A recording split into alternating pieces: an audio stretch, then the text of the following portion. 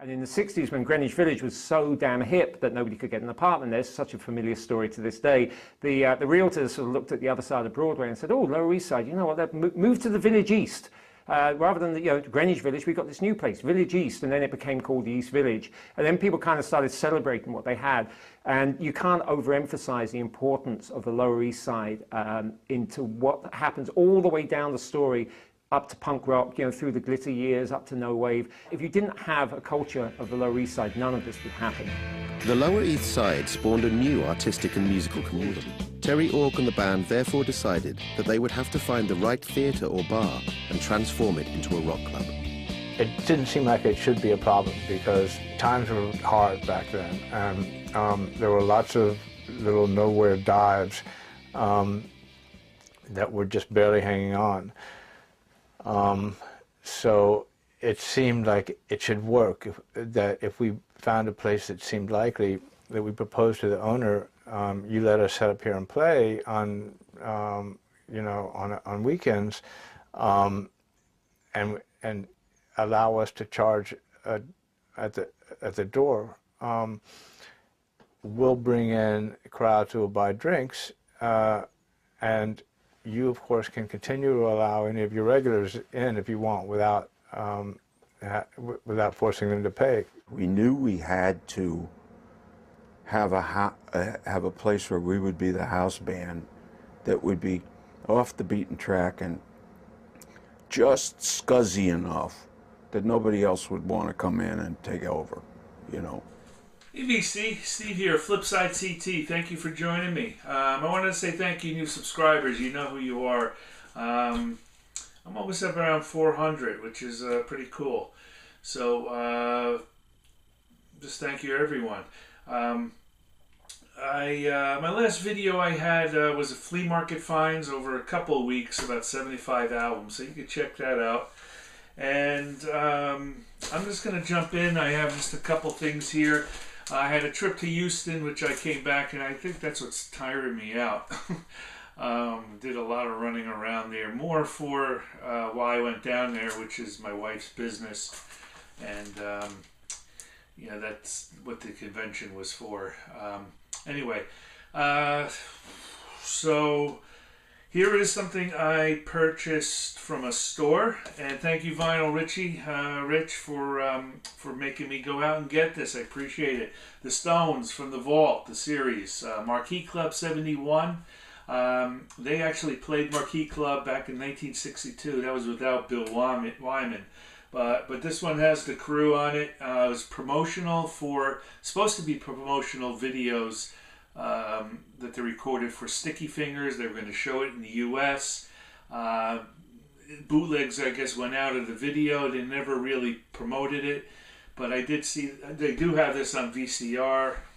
And it's great to see it now. It came in with this in the DVD.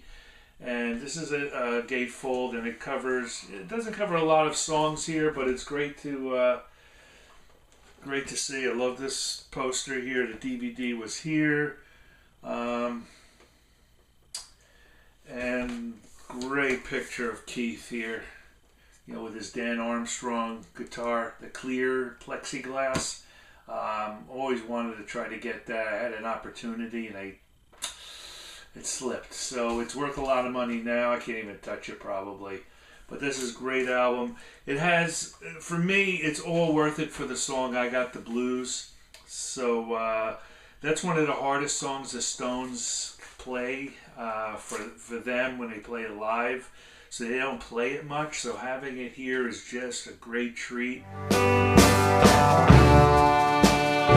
As I stand by your flame, I'll get mine once again. Feeling low down, I'm blue.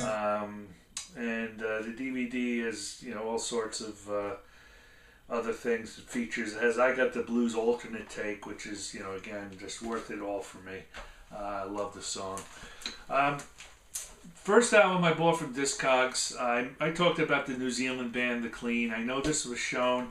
I just watched it. I forgot who it was who showed this. I did comment, so I apologize. This is David Kilgore, Here Come the Cars. He is from The Clean, and this is his first solo album. I don't want to abuse these words, but brilliant, great, fantastic. You know, this album just floored me on how good it is.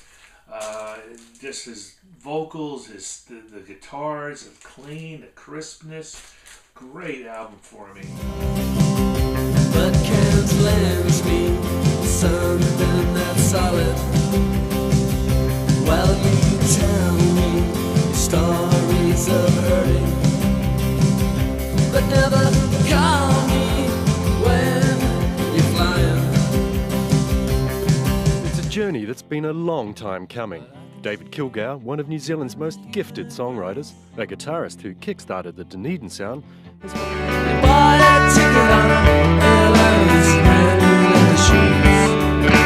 That's what spins you round. That's what spins you. And you can't be bad all the time. At least that's what they say. That's what they say.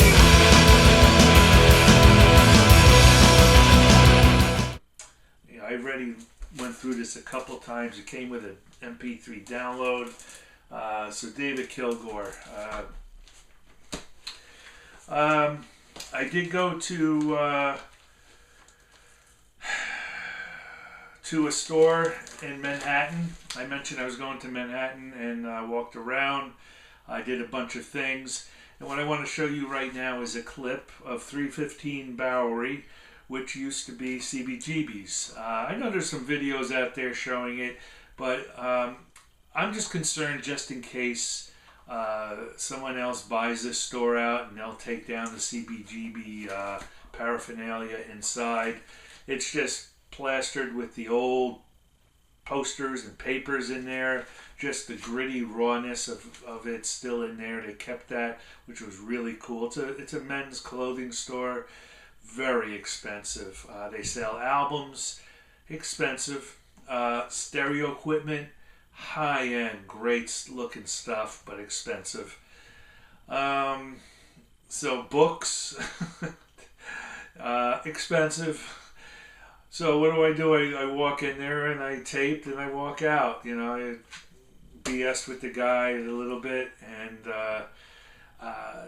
the owner is a audiophile and has loads and loads of albums, so he's sort of pricing them really high because where he is and what he is. But anyway, here's some CBGBs the way it looks now, my version.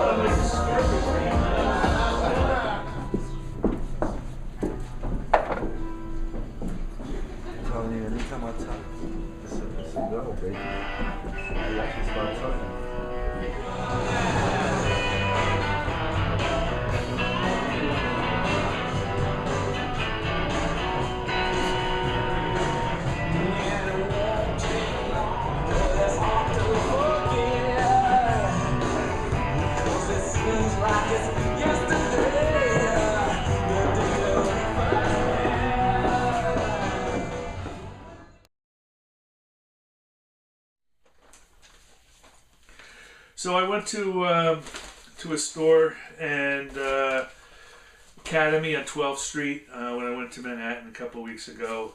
I got the Stones albums, two of them I needed, Promo Steel Wheels and This Still Life, which is the live from 81. I think it was 80. Yeah, it was 81. Oh yeah, and with the Vault series from the Stones, they're coming out with Tokyo Dome, which is probably released out already, and that's from Voodoo Lounge. So if you're a Stones head, you want to get something, probably it was a great tour. I also got Anthology of the Blues, The Resurrection of Elmore James, and just Elmore and the Slide. Can't lose there. Little Psych, Procol Harum's Way with Robin Trower. This is Shine On Brightly. Nice album. And I never thought I would find this album. I had it on CD and I love it. This is Brian Eno, Apollo Atmospheres and Soundtracks. Also with Daniel Lanos and Roger Eno. This is just ambient music. I really love this album. Very smooth, very quiet and peaceful, and really could set the tone for you for the day or evening. It has a song called An Ending, which is an ending, which NASA actually used for one of its footages of the moon, so you can imagine the slow ambience. Beautiful song. This is great. If you get a chance, check this out if you're into it. And the last album is from The Seeds, Future, from a different store. $5 for this. I couldn't believe it, a reissue. Fun album. I know a lot of you know that. Thanks, everyone. That's about it. And hope all is well. Talk to you soon.